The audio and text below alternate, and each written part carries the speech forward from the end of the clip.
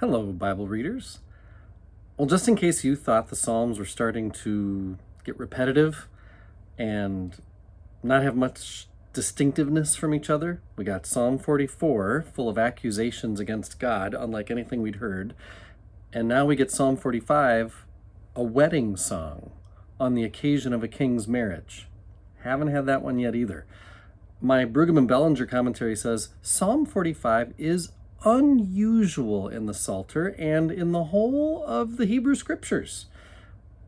A couple things make it unusual, but namely that there would be a psalm dedicated to a king's wedding. But it's not just the subject of the poem, it's what it says. I mean, there are other royal psalms dedicated to their coronation day, or maybe a battle song for the day that the king is called to defend God's lands, but this is way different. And the other thing that makes it different is the kind of praise heaped on the king.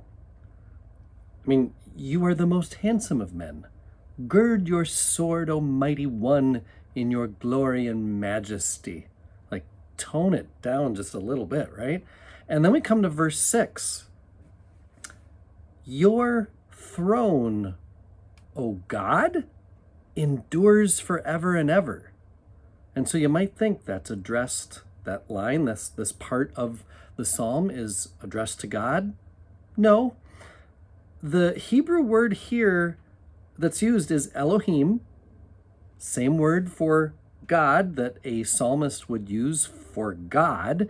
But in verse 6, the psalmist is clearly speaking of and to the king, not God, but the mortal king person. So that probably crosses the line. In Deuteronomy, the people were warned that if they took a king, because they wanted one, and if they took a king, they ran the risk of trusting their king more than their God.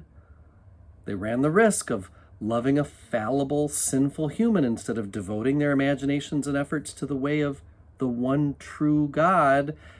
And here we are in Psalm 45, showing what that kind of praise can sound like.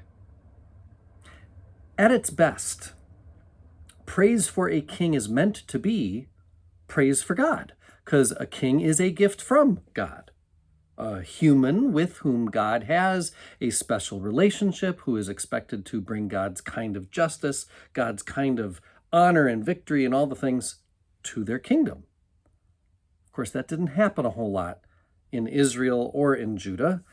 If you have studied at all or read other parts of the Bible, if you've studied the history of Judah and Israel, there's not a lot of faithful kinging going on. So even though that didn't happen much, that was the idea, was for kings to represent God and be the actor of God in the kingdom. Anyway, what do we do with a psalm like this? It could be treated as a cultural artifact. Like, oh, this is how ancient Near East people thousands of years ago talked about and sang about their kings and queens. And then, neat.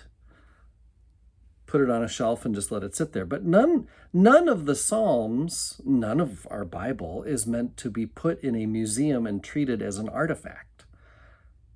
Even Psalm 45 has something for us. Maybe it offers us a way to know and love God that is important. Brueggemann's suggestion is that we see that Psalm 45 celebrates the hope that can be had when we receive the gift from God that is a leader. Like when there is a person put in leadership over others, there can be the promise of a faithful future. And that is being celebrated in this psalm.